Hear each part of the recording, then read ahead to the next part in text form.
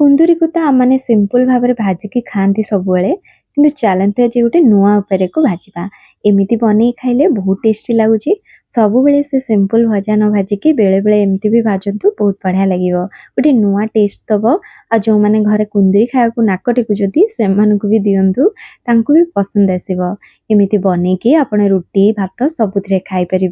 आ बनवा बहुत सहज। अनुरोध भिडियोटी को पूरा देखंतु भल लगे लाइक करदे फ्रेंड फैमिली मेंबर सहित शेयर करदे नुआ आसले चैनल को सब्सक्राइब करदे। कुंदूरी रो भजा बनवाई मुझे नहीं 500 ग्राम कुंदूरी ताको भल भाव में धोईकिना ताको एभली साइज करी काटी नेबी एमिति आखि को देखिया बहुत सुंदर लगी थाए। आपण जदि एठी चाहिबे लंबा लंबा करके मध्य काटी परिबे। गोटे गोटे कुंदूरी एठी हल्का पाची जाइथिला ताको मध्य रांधी नेबी मु आपण जदि चाहिबे ताको फोपाड़ी परिबे किंतु एमती हल्का पाचिथिबा कुंदूरी को मु केबे हेले भी फोपाड़ेनी से बेले ही रांधी निए। आ एठी सब काटी नीची कुंदूरी एबे गैस ऊपर गोटे कढ़ई बसई नहीं कढ़ई गरम हवा को देवी तापर ये दे दूची 3 बड़ चामच सोरिष तेल जगह आप रिफाइन तेल व्यवहार करें। तेल गरम हो सारा पर देदेबा हाफ चामच जीरा हाफ चामच सोरिष अल्प टिके हेंगु ता संग को रसुण और कंचा लंकार छेचा देकिना ताकू टिके हल्का भाजी नबा कंचा बासना जीवा पर्यंत रसुण रो हल्का टिके भाजी गला परे एबे इथरे देदेबा गोटे मीडियम साइज रो कटा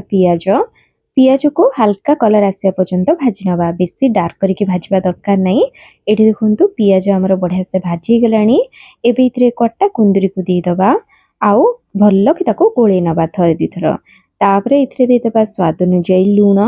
हळदी गुंड आ गोटे चमच एठी काश्मीरी लंका गुंड कलर पाइका देछि पूरा ऑप्शनल अछि आपण देई परिबे न तो स्किप करि परिबे देकिना को आउथरे गोळे नबा आ लो टू मीडियम फ्लेम रे घोड़े की कवर करके एको भाजीबा कहीं ना परिवार जो पानीटा बाहर से पूरा भल के सीझिकी भाजी हम ए भजाटा पूरा सुखिला खड़खड़े है भजा हेनी टिके चुकचुकिया है भजा हम तेणुक ये भाजबे परिवा भल के सीझी पार। कुंदूरी सीझी हवा भितर आम गोटे तावारे 3 बड़ चामच नहीं जावा चिना बादाम ताकू बढ़िया से रोस्ट करकिना भाजी नबा लो फ्लेम रे तापरे से गोटे बड़ चामच देदबा राशि और गोटे बड़ चामच धनिया देदबा याकू मध्य लो फ्लेम रे टिके कलर आसिया पर्यंत हल्का भाजी नबा और सबको प्लेट रे काढ़िकिना भल के ठंडा करनबा ठंडा हो सारा पर एक आम खदड़ा करके एभलिया ग्राइंडिंग करदबा नहले नहीं शिଳରେ टिके कुटी देबे एभली किंतु खदड़ा रखिबे बिल्कुल प्लेन करिवेनी एभलिया रखिले बढ़िया लागे खाइबा पेंगिना से भितरे एठी कुंदूरी को मझिरे मझिरे एमती एपट सेपट करूथिली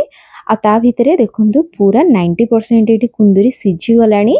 एबे इथरे दे दबा से बादाम रो छेचाटा को बहुत बढ़िया टेस्ट आसी थाए निश्चिंत थरे ट्राई करंतु देकिना ताकू गोळे नबा आ पुणी एको कवर करिकिना 10 मिनिट पर्यंत लो फ्लेम रे भाजिया पई छाडी दबा आउ जेतिकी भी सीझिबा को बाकी थिबो सीझी जिवो। देखंतु एठी कुंदूरी बढ़िया से भाजी हे गलानी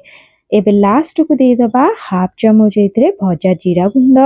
आ गोटे चामच एथरे आमचूर पाउडर दे दबा जहाद्वारा कि बहुत बढ़िया खट्टा टेस्ट आसीबो। पसंद नुहे जदि स्किप करि परिबे जदि आमचूर पाउडर नाही ताले चाट मसला किंबा हाफ चामच लेंबूर रस दे देबे आ धनिया पत्र थिबो जदि कटा धनिया पत्र किछि देकिना गोळे नेला परे रेडी हे गला हमर कुंदूरी भजा। वो देखिले तो बहुत सहज बहुत कम समय भी बनी जिवो बेसी टाइम भी लागिबनी आउ बहुत बढ़िया लगे खाइबा पेंगिना निश्चिंत थरे ट्राई करंतु केमिति लागिला कमेंट रे जणेबे। रहिली पुणी आसीबे को नुआ रेसिपी सहित भले रुहंतु खुशी रे रुहंतु। धन्यवाद। जय जगन्नाथ।